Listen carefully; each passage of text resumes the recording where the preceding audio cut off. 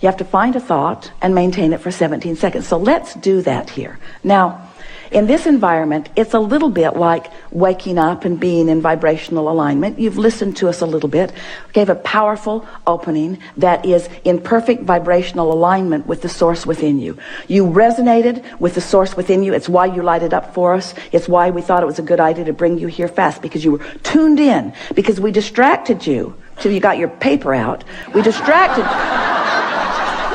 I'll throw it away. We distracted you from the vibrational frequency. So this is a good environment for you to practice the vibration of what you're looking for. So it's like you've just awakened, and let's pretend. It's not such a pretending. Let's acknowledge, let's assume that you've just awakened. You are in that high-flying place because there's been a suspension of momentum while you sleep, and now it's your intention to maintain that vibration alignment. Do you think the best idea is to take the issue that matters more to you than everything else put together and contemplate that now? No. Because if you do, it's sure, isn't it, that you're going to lose your connection. So what we want to convey to you, what we want you to all hear from us, if we can convince you that the connection is what matters and solving that problem isn't, if you can hear that, because if you can sustain the connection for a little while, the problem will evaporate, because in the absence of the vibration of it within you, it can't continue to be your experience. So have we convinced you that what matters is the alignment? That's what matters is the alignment? What matters is the alignment? What matters is the alignment, and the subject doesn't matter. Now, that's hard for you to hear, isn't it? Because you've been working hard. You told us. You've been working hard. You've been trying hard. You try hard to get from where you are to where you want to be. And we want you to understand, and we know, it must just be so irritating to hear this. You've been wasting your time. Can't get there from there. The harder you try, the more you practice the vibration of resistance. And then the louder you ask, but the more you've practiced the vibration of resistance. So you just have to let the things that you want that haven't been coming go for a while. Just let them go. Stop using what you want that you don't have as your excuse to not feel good. In order to sort of drive this point home in a way that you can really hear it, we've begun speaking about your point of attraction. Your point of attraction, do you sort of understand that? If you are the creator of your own reality, and if law of attraction is responding to your vibration, then doesn't it make sense that you're standing with a habit of thought, with a pattern of vibration that is being responded to, your point of attraction? So if you're fearful all the time, your point of attraction is very far from what you really want. If you're ornery all the time, or a lot of the time, your point of attraction is different from what you want. Your emotions are your indicator of what you're doing vibrationally. Have you been listening to us long enough to sort of understand what we mean by that? You were source energy before you came into this physical body, and a part of you came into this body. A part of you came into this body, but the larger part of you is still non-physically focused. Just deal with that. Humans want to call that your soul, or God force. We want to call it that non-physical, eternal part of you that you have sprung forth from, but that you're still intricately tied with. It's your vibrational nature. It's your true vibrational nature. So that part of you adores you. When you're mad at you, you cause a vibrational difference. That part of you loves others. When you find someone who is despicable, Esther loves that word, despicable, you cause a vibrational variance. So when you separate yourself from you by the logical thing that you've chosen, that's a vibrational variance. But if you practice it long enough, then you end up in this sort of habit of vibration. So we've been wanting to demonstrate that your point of attraction is like a sort of swirling state of being. It's a vibrational disc, sort of like the seven dwarves. There was Henri, well, they called him grumpy, but same difference, and happy. There was dysfunctional and passive aggressive. So Esther's up to about 200 dwarfs now. She's having such fun. She recognizes them around in herself and others. So there are these habits of thought, these vibrational habits of thought that represent this sort of vibrational place where you hang out. And so if you've been hanging around in hopeful but not believing, then that's what the universe leads you to. If you're hanging around in despair or discouragement, then that's what the universe leads you to. Let's define what we mean by that's what the universe leads you to. It's a better way of saying that. That's what you find in the universe. That's what you find. That's what your point of attraction yields to you.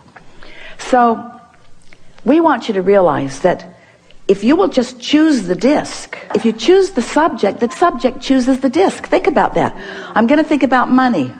Despair. Not really. Could be optimism, or could be fantastic journey. You know where you're at relative to that. When you think about wanting a relationship that you've never known, but that you sense is there that you really want, and you feel lonely or the absence of it, loneliness is in a very different place than joy. So when we say, what are you going to think about? Your answer, if it's a really good answer, is anything that keeps me up here. Oh, well, are you going to think about the things that are important to you? No, that would take me down here. Because the things I really want, now we know, you know, we're playing with you because we see you progressing and having wonderful lives in many regards, but you know what we're getting at. Sometimes the things that matter to you most don't make you feel that good because the vibration that you've practiced isn't one of knowing or expecting. Every subject is like a big long stick or a little short stick, doesn't matter. It's a stick. A really big long stick that has two ends on it. On one end of it is what is wanted, and on the other end of it is the absence of what is wanted. And so if you pick a subject where you've been practicing what you don't want, and you say, I'm going to set a goal about this, well, then what you've actually said is, I'm going to set a goal to practice a thought that's way down here. And I'm going to practice it, and I'm going to try, and I'm going to struggle, and I'm going to proclaim my goodness, and I'm going to keep score of where I am, sort of like the things that you were telling us, only we're exaggerating it dramatically. And life's just going to keep giving you the same thing. So you pick your disc by how you want to feel. This morning, Esther was in her sleeping room, and she could hear some children and parents moving through the hallway with great volume. And her first thought was, they should be quiet, people might be sleeping. And her next thought was, they're really having a good time. Now, which of those thoughts do you think was the best thought for Esther to think? They're really having a good time. Then Dad started singing. It was awful. The worst voice ever. But he was so joyful in his singing. And Esther thought, that's really a beautiful thing. I hope no one ever tells him how bad he is at this. So she had the potential of going all over the place, but because she's been practicing that, it's like that's where the thoughts now must be. The thought could start out down here because bad singing is bad singing. In other words, you just know the difference, don't you? So her thought started out here, but because she was here, her thought just had to join her up here. She just couldn't stay down there. Not that long ago, her vibration would have joined her down there. Now, her thought is joining her vibration. Can you feel the difference? That's step 4. I've sustained my vibration long enough that everything in my universe has to join me where I am, or it's going to bounce right off of me. If it's going to join me, it's going to be where I am. I now have creative control of my environment. That's step 4. So let's just start really generally. So you've just awakened. You've heard everything that we've said. We know that you're internalizing it. The audience is with you. So what do you want to say now that you've awakened? This bed is really comfortable. You are brilliant. You are brilliant. The bed is comfortable. What else do you want to say? The pillows are really comfortable. Yeah. All 4 of them. Yeah? Yeah. What else? I feel great. I feel happy. I feel in tune with my body. Yeah, you've got it. You've got it. And any thought like that, now stay there for 17 seconds and then another and then another and then another and then another. And then do it tomorrow and the next day and the next day and the next day and the next day and the next day. And before you know it, we won't be having a conversation about what's missing in your life. The conversation that we'll be having is you'll say to us or to whoever you're talking to, you know, I just let it go for a while because I realized that the subject that was so important to me had me sort of bound in a frequency that wasn't good for me. So I just let it go for a while. And I just focused upon the things of my life that felt really good to me. And I did it and did it and did it and did it until more thoughts joined, more thoughts joined. You see, because once you sustain this, even for a little while, the manifestations that start flowing are more good feeling emotions, powerful thoughts moving into your experience. You begin getting impulses that lead you right where you want to be. What Esther is discovering, now that she's there so much of the time, is that she'll get an impulse to do something that formerly she thought would not have been a very good idea to do it, but she'll do it, and then something will unfold that for just a minute she'll think, oh, I'm not sure if that was a very good idea either, but then that will cause a question to be asked within her that will bring a solution, and she'll realize, I was just led right down a path from where I am to where I want to be. Because she's heard us say, and you have too, that the source within you knows where you are in relationship with everything you want and knows exactly what the path of least resistance is to get you there. But you've got to try a little bit to be on a vibration of least resistance. And as you start hanging out in a vibration of less and less and less resistance, it's just going to amaze you at first when you realize how smart non-physical is, how caring they are about where you are, how much they know about where you are in relationship to where you want to be. And they'll just guide you and guide you and guide you and guide you. And you know what the best part is? The journey is so fun. You keep thinking it's the destination that's going to ring your bells. The journey rings your bells. Because in the absence of resistance, it's fun here and it's fun here and it's fun here and it's fun here and it's fun here and it's fun here and it's fun here and it's fun here and it's really fun here and it's really fun here and it's really fun here. And that was so interesting. And I like this so much. And before you know it, every day of your life is one of just moving into things that are interesting and fun and sometimes challenging, which is both interesting and fun, you see. You don't have to be where you think you want to be in order to be happy. You just got to be on the way to where you want to be in order to be happy.